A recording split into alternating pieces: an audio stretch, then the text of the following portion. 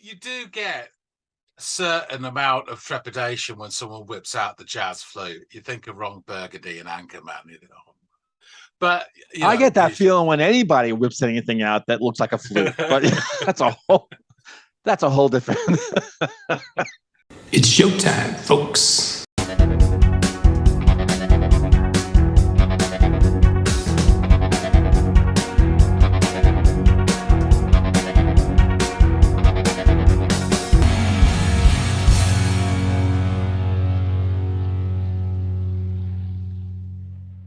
Welcome. Come on in to another episode of Into the Music. This is where you hear some great music. At least that's the goal, right, John? We're always striving for the best.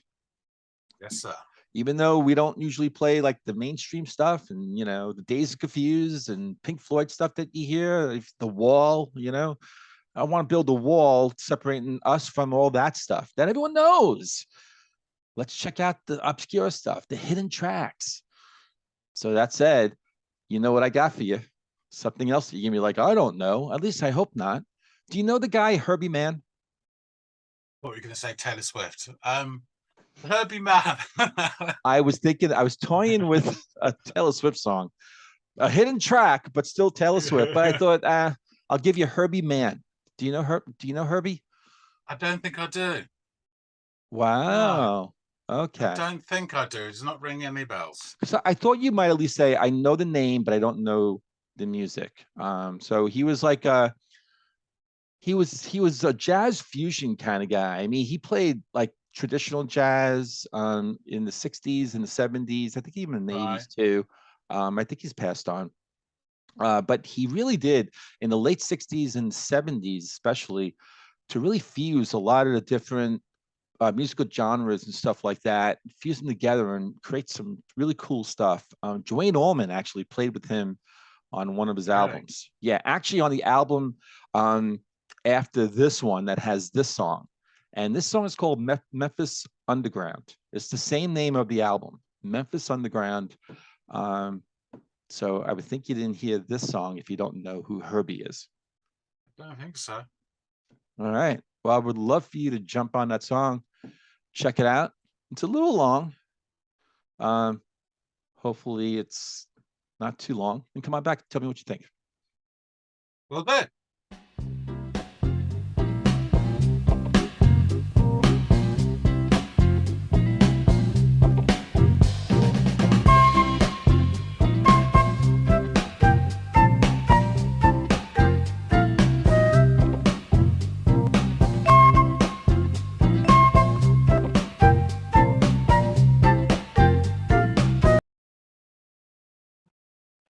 Okay. I think I've heard this before. I think it's quite famous, but I've only ever heard snippets, certainly not 7 minutes of jazz flute. Always think of Ron Burgundy, Anchorman, since they hear jazz flute. Sounds good so far.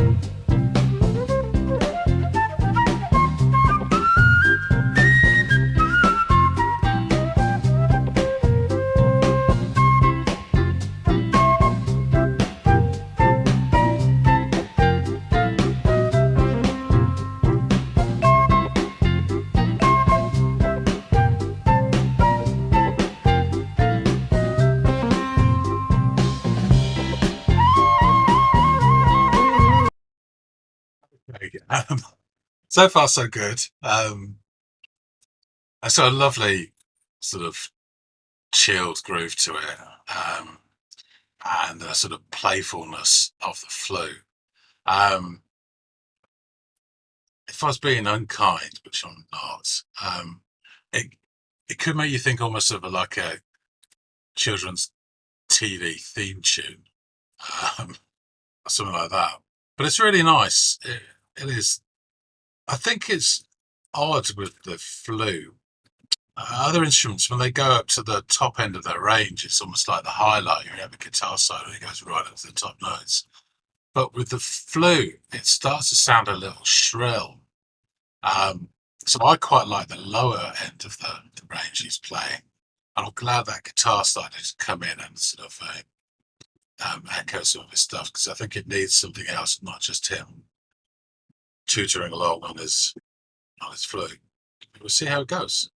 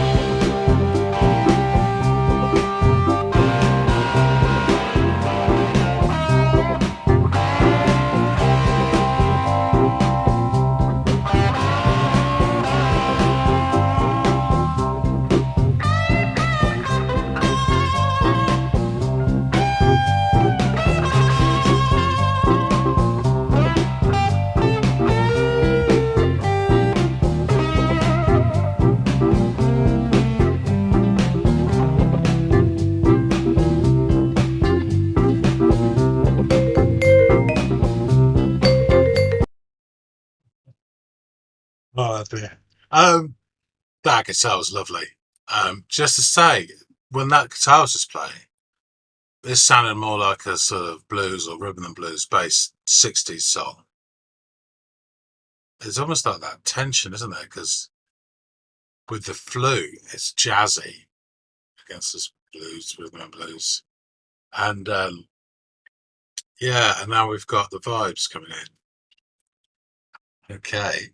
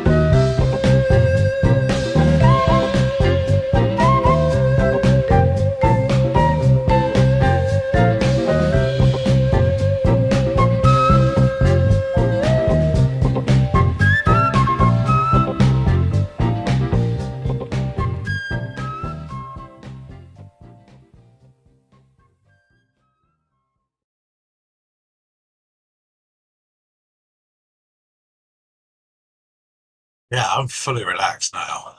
That was great. Back to Greg. Before you say anything, let me just tell you that Ian Anderson is playing flute on that song. True or false? What do you think? Well, you just said this is probably true. False. Well, because I mean, because you've made some comments before in the past about flute. I don't know how much you like the flute. I I don't do like the flute. really. I don't know. There's been Yeah. some songs in the past. And that's why I wasn't sure about giving you the song.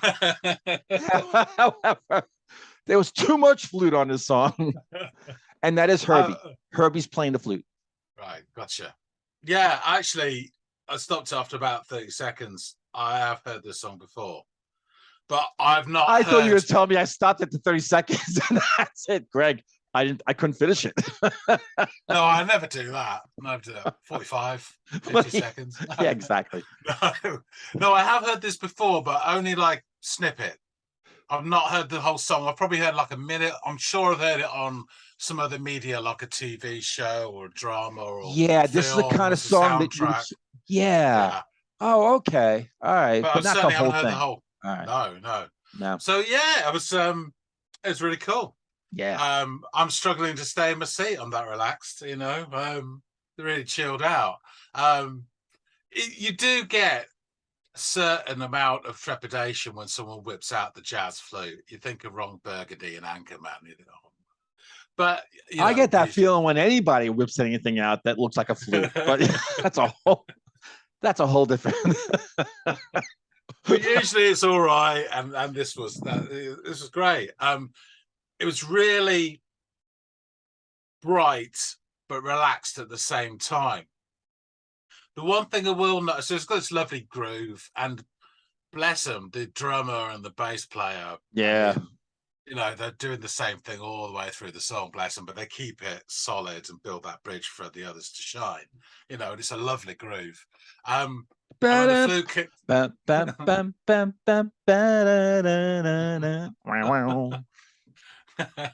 something like that. And yeah, and so when it kicks in, it's really sort of, it's a sunny day in the park. Some guys are playing frisbee, and there's pretty girls in floral dresses having a picnic nearby. It's that sort of idyllic scene in my mind, and then the meteor hits, no. But it's really, it really is this lovely, bright, sunny, lovely feel to it.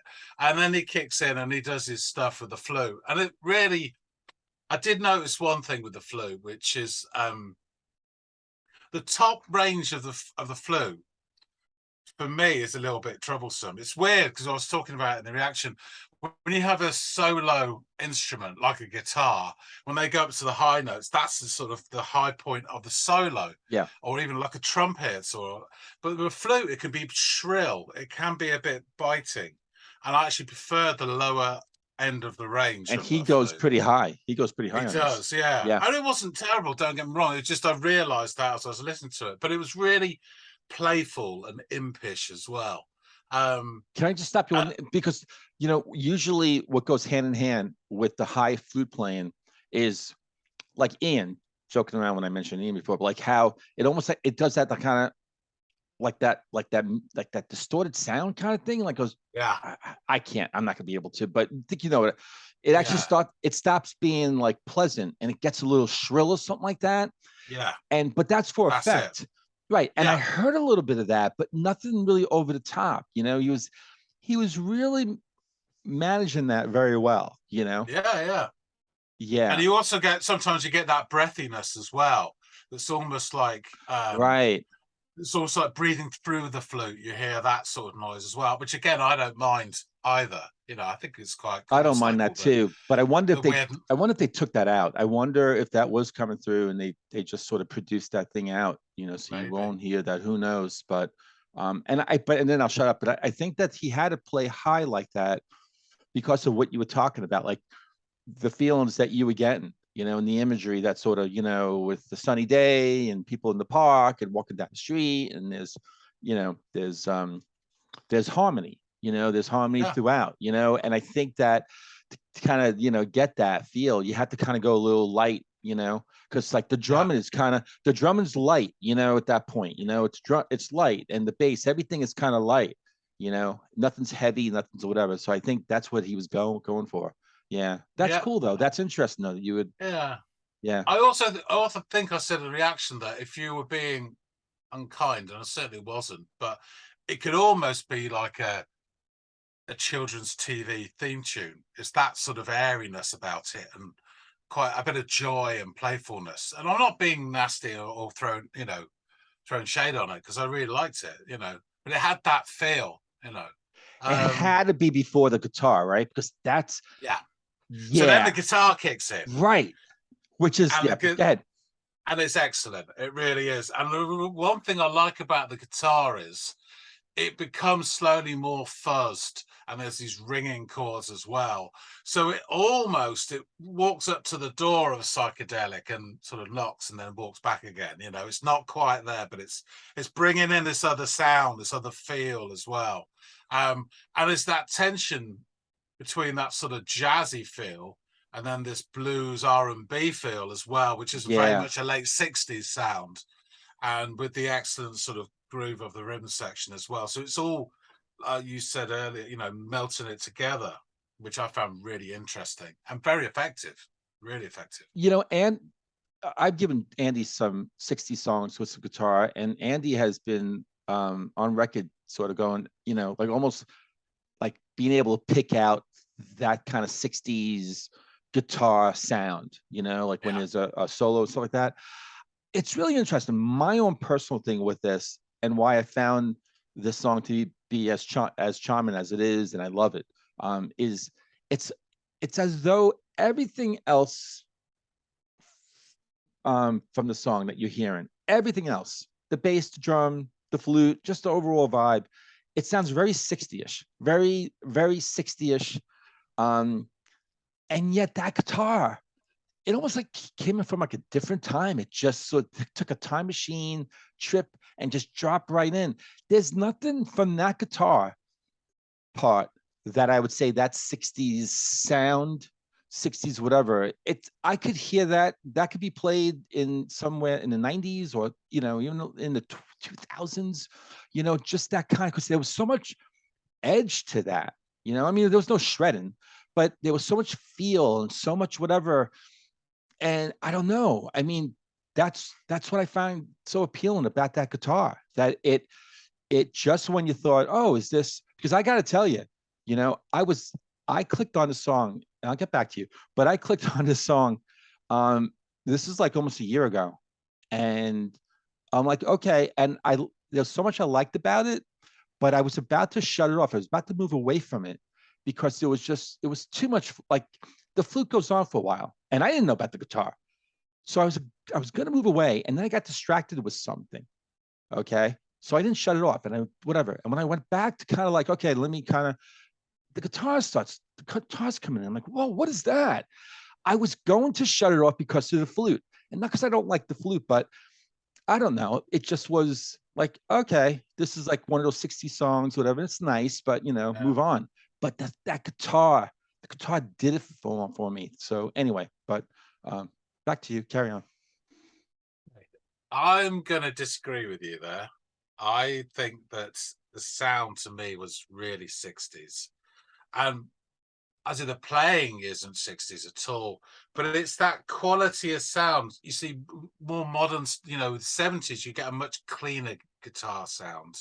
And then they start pissing around with it in the 80s, and then onwards you get compression. You get there's none of that nonsense. There's almost if you hear like 50s guitar, it's really, really pure, and then it becomes jangly, and then it becomes this, you know, I'm struggling to get the right adjectives here, but you know, so in my mind, I would place this 67 to 69. That's what it sounds like to me, but that's just, and it's not necessarily anything. It's the overall feel and sound of the guitar and the production of it and everything. That's why, yeah, to me. But in terms of the way it goes, it is totally timeless. So, I agree with you on that. It could have been dropped in by somebody.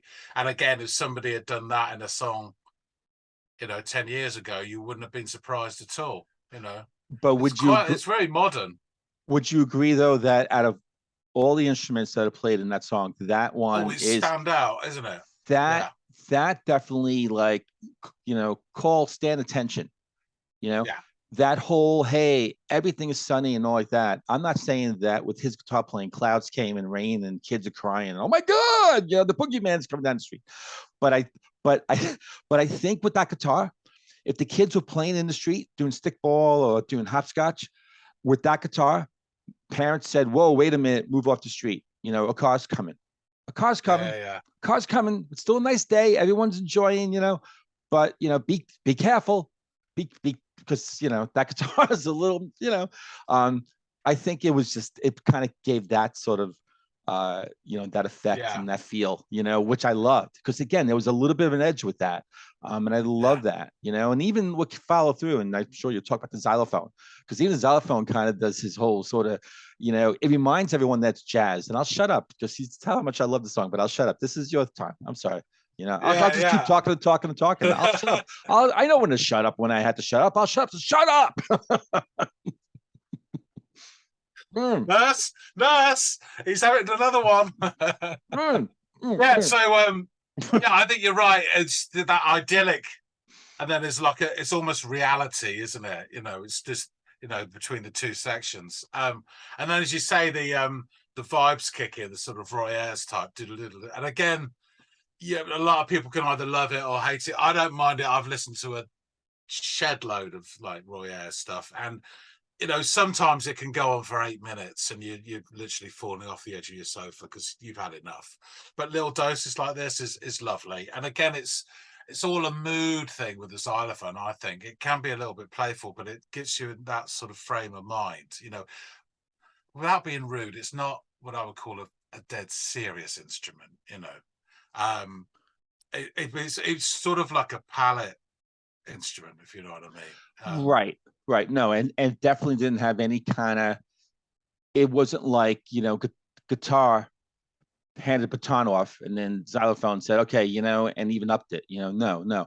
But I think what's really cool about the xylophone was that it kind of like brought the song, like it reminded everyone that this is really a jazz, Yeah. Like the guitar was trying to say, hey, let's make this more rock. And then xylophone said, yeah, I think the DNA of this is more jazz. That was kind of interesting. Cool. That kind of like, that contrast, the ping pong but I mean, so I said before, the first bit with the flute made me think of like Sunny Park and playing frisbee and the girls picnicking. And the guitar made me feel like someone running up to a door, knocking it and running away. And the vibes bit with the xylophone just made me think instantly of a guy wearing a pork pie hat. I don't know why, but it's exactly what I thought straight away as soon as I heard it. That's fine. And probably a soul patch, beard. And right.